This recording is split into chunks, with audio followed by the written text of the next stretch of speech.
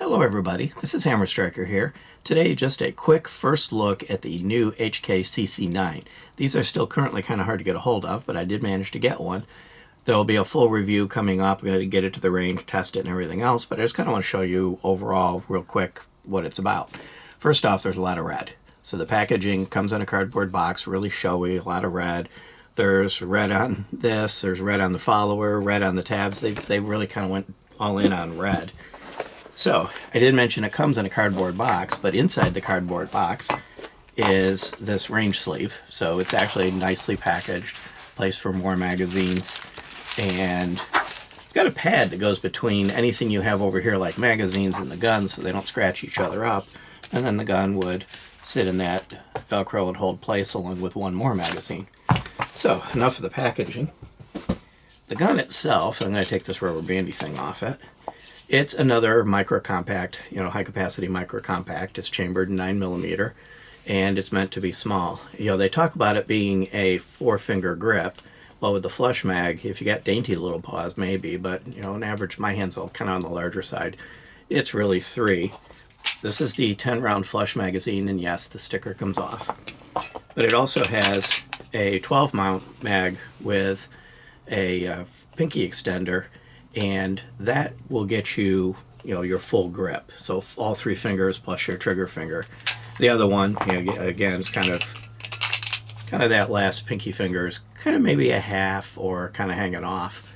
I'm going to look at this with the flush mag, for me at least, as a 2-finger grip. It's got a lot of cool features. It has a nice texture. It does have 2 back straps, the one that's on it and this one with a little bit of a beaver tail extension on it. And it is ambi, so the magazine release is ambi. It can actually be operated from both sides, and both sides work. The slide stop slide release is ambi. Of course, the takedown lever is only on one side. It only needs to be on one side. 2-slot Picatinny rail. Optics ready. It's the RMSC footprint, so that opens up a lot of optics that can direct mount to this. The sights, the front sight is tritium with a ring around it. The rear sight is anti-glare blackout. Now, I'm not a big fan of blackout rear sights, so we'll see how well I do with it at the range. But of course, the fact that it's optics ready means if you don't like the sights, you can put an optic on it, and of course you can replace the sights. They are dovetailed, so they're replaceable.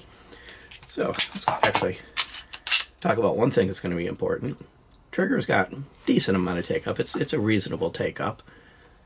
It's very short, very crisp, very definite. It has a stop, so you aren't going to get any over travel. It's crisp and it's light. It's actually quite a nice trigger. It's not light enough to be considered a hair trigger, but it is actually quite a nice trigger. And if I do the reset, a little bit of bounce off of the wall and then take up, and again, actually a pretty nice break.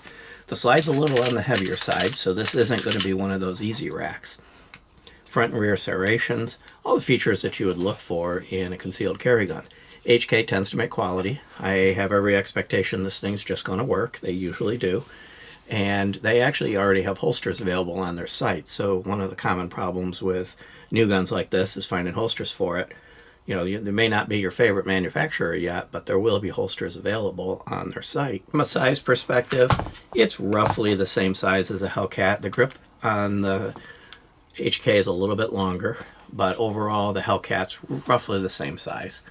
So it fits into that size category that is the Hellcat. Of course, the Hellcat has an optic on it, which makes it look bigger, and a laser. It happens to make it look bigger. But it's a small gun. A little bit bigger than the palm of my hand. Of course, the grip sticks down a little bit.